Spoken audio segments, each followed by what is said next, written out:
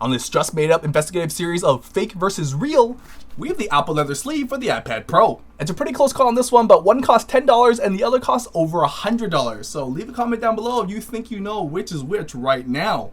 So let's check it out.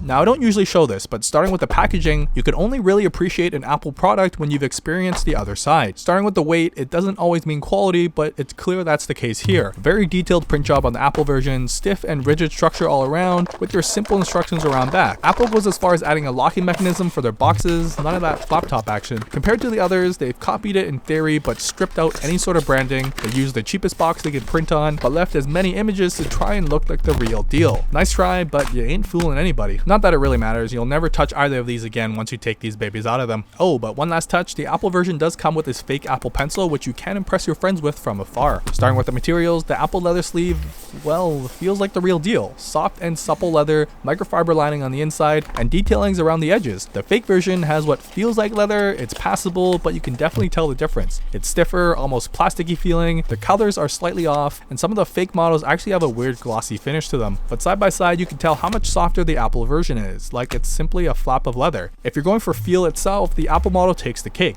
Much softer and an actual leather feel compared to the lookalike. Of course, if you're a huge Apple fanboy, it's obviously got that famous bitten apple indented around back. You won't get that logo on the fake, but that may work out for those who just don't like branding on their accessories. The stitching on the Apple is noticeably cleaner and symmetrical when seen up close, and the ends are double knotted to add some additional strength. When compared to the fake that does a lackluster job at finishing the stitch, mine is already broken on the end, which will cause some tearing down the road. While the other end didn't even bother to fold over the stitch, as it is important due to the constant stress of opening and closing the flap. And finally, that detail around the edges you don't get on the fake model. It's more for looks, but again, some may actually prefer the cleaner look of the fake one. Oh, and of course, the sniff test. You gotta love that Apple kind of fake but real leather smell, while the fake one just smells like China. In terms of build construction, they both have glued edges, with Apple leading the way in a cleaner finish. The fake model looks like they slapped a bunch of glue on and just watched it dry up. Both pencil slot glue jobs are fairly sturdy, although uglier on one of them, it does the job. The general structure of the fake one is tougher, again that plasticky feel comes in play, whereas the Apple model is much softer and what you're looking for with this leather, as it's meant to be a soft leather sleeve. Under a scratch test, both didn't mark up whatsoever, and I really dug into them. I understand why the fake one wouldn't, but the leather on the Apple model is almost questionable too. It may be due to a coating, the type of leather they used, or it might be a blended leather which gives it better durability and the same leather feel, but isn't the real deal either. One feature neither of them have is auto screen shutoff, and for a knockoff of the actual Apple leather sleeve, it would have been nice if the fake model added something useful. The pencil slot on the Apple model has a hard end to it. This helps protect the fragile Apple pencil tip when stored away, and it does a good job at that. The fake model has a similar stiffened end, definitely not as well padded, but is there. Although the cutout itself is horrendous. It's not a tight fit, it looks like someone tried jamming something else in this hole, and is looser than a goose. The lack of tight fit will affect durability in the future as it gets caught and stretched on by other objects when stored away, while the real deal fits like a glove with a satisfying pop when removed. Both are functionally the same though, fitting a naked iPad without any issues, but my setup includes a thin Speak and Thin Fit case combined with the Apple Smart Keyboard. This keeps my whole setup light, but does add some bulk due to the keyboard sticking out. And both the case and keyboard have an almost sticky finish, so stuffing that in the real deal, it works like a charm as I've tested it in my actual review of the sleeve. The edges fold nicely around it, and the more you use this, the better it'll patina to your iPad size. But the real test is this. With the real deal and full setup on the left and just a naked iPad on the right, my shake test caused the naked iPad to slip right out while the full setup held its ground. Obviously, the easy solution to this is just don't hold it upside down. And in my walking/strict test, my iPad setup stayed in no problem, while the naked slippery iPad did slide out, so not a great choice for speedwalkers. Doing the same test on the fake model, full setup and naked test, I personally found it to slide around a lot easier. The sleeve didn't hug as tight even with the added grip of the keyboard and case, which is especially evident when it was just the naked iPad. It's not to a point it's unusable, but the softer and tighter fit of the Apple leather sleeve does make a difference. Overall, the usability experience of the fake sleeve is fairly identical to the real deal. One last thing I experienced during my time with both mildly confirms my suspicion of the leather used. When crushed and folded, the fake sleeve shows signs of folding, creasing, and even bubbling. This could be signs of a thin layer of leather or a leather-like material glued onto a thicker material for structure. The same folding and bending on the real deal does show signs of creasing as well, but only typical fold marks that weren't permanent and could be rubbed away. There's no signs of bubbling, which means it's a single piece of leather, or at the very least a thicker leather used. The stitching has held the sleeve together without any tearing as well, while the fake model is already starting to come apart with the constant insertion and removal of an iPad. Do note this is over some extreme use cases, so it won't happen as quickly for you, but you will start to see similar results down the road. So here's what it comes down to though. Should you get the fake Apple leather sleeve?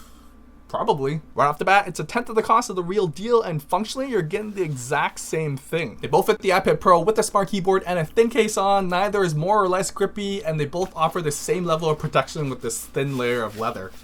Now, the main reason you consider the official Apple leather sleeve over the third-party sleeves is quality. It's really in the small details though, the stitching, the soft leather. You gotta be the type of person to understand why buying a Chanel purse is better than buying an H&M purse. Both functionally the same probably. The build quality of Apple's leather sleeve is just so much better when compared to the fake one. You can start seeing the creases when you bend it, which is an indication they probably use a thin layer of leather over a stiffened material to give it its structure.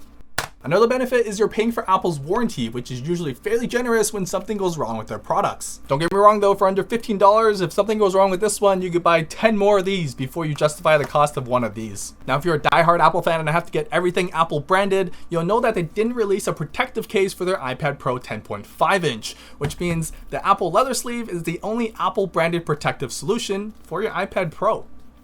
And I'll probably keep the fake $15 one because I'm not worried about scratching or bending it. And if it does, I'll just buy a new one. Like and subscribe if you want to see more, and leave a comment below which one you'd get. I rest my case sleeve thing.